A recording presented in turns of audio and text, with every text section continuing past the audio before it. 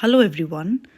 Today we'll be going to discuss about prospectus, define prospectus, what are the remedies for misrepresentation in prospectus. A prospectus is a legal document issued by a company when offering its securities like shares or debentures to the public. Prospectus legal document होता है एक जो कि एक company issue करती है when offering it's securities, जब वो सिक्योरिटीज़ ऑफर करती हैं जैसे कि शेयर्स या फिर डिबेंचर्स टू द पब्लिक।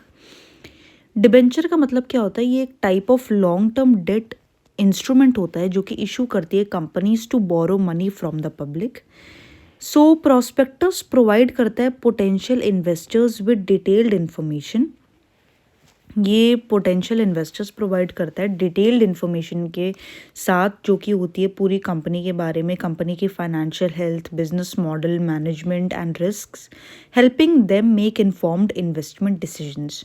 उनको बताते हुए, उनकी हेल्प करते हुए कि क्या इन्फॉर्म्ड इन्वेस्टमेंट डिसीजंस हैं। ये इंक्लूड करता है details like the purpose of raising capital, purpose क्या है कैपिटल रेज करने का, how the funds will be issued, कैसे फंड्स रेज किए जाएंगे, and the terms of the offer. अब रेमेडीज क्या होती हैं for misrepresentation in a prospectus? अगर मिस रिप्रेजेंटेशन होता है प्रॉस्पेक्टस में तो सबसे पहले आती है सिविल लाइबिलिटी।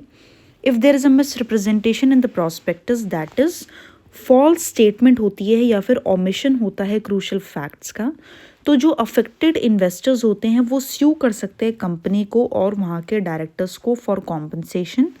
ये क्लेम कर सकते हैं damages for the loss suffered. Damages यानी कि पैसे वो क्लेम कर सकते हैं उनसे for the loss suffered due to relying on misleading information. किस लिए डैमेजेस? क्योंकि वो रिलाई कर रहे थे उस मिसलीडिंग इन्फॉर्मेशन की पे जो कि प्रॉस्पेक्टस में मेंशन थी। Next we'll talk about rescission. Rescission क्या होता है? It refers to the act of cancelling, cancel करना, रिवोक करना या फिर टर्मिनेट करना कॉन्ट्रैक्ट को या फिर अग्रीमेंट को, returning the parties involve to their original positions. Parties जो है अपनी दोबारा ओरिजिनल पोजिशंस पे चली जाती हैं, तो ये होता है बेसिकली कॉन्ट्रैक्ट को ख़त्म करना, खारिज करना।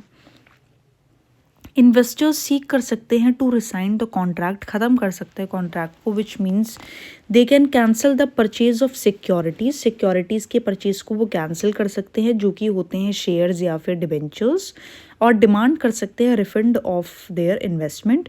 This is applicable if they can prove they were misled bye the misrepresentation. ये तभी एप्लीकेबल है जब वो प्रूव कर दें कि हाँ जी वो मिसलेड हुए थे by the misrepresentation.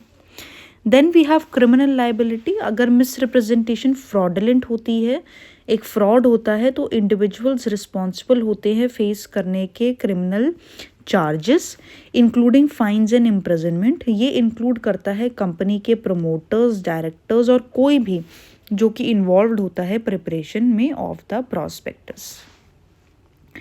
Then we have these remedies aim to protect investors from fraudulent or misleading information. ये remedies aim करती है investors को protect करने में from fraudulent या फिर misleading information, और uphold करती है transparency and accountability in the financial markets. Thank you.